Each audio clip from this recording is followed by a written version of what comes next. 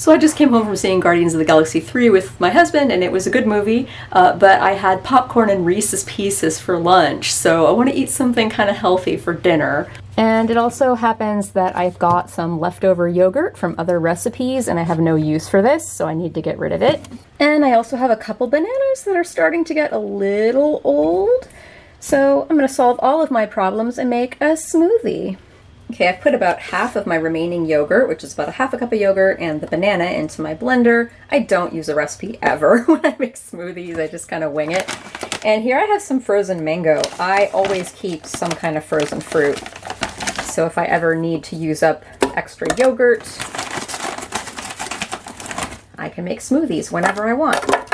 And mango and banana are both naturally quite sweet, so I shouldn't have to add any sweetener to this, which is nice because I already had a lot of sugar today with the Reese's Pieces and the soda at the theater. And because I'm feeling frisky, I'm going to add some vanilla extract. Why not? Never done that before, but maybe it'll taste good. It'll probably taste good.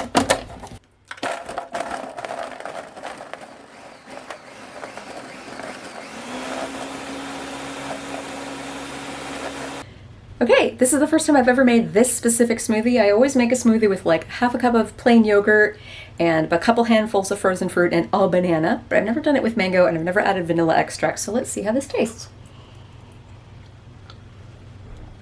That's legitimately quite good.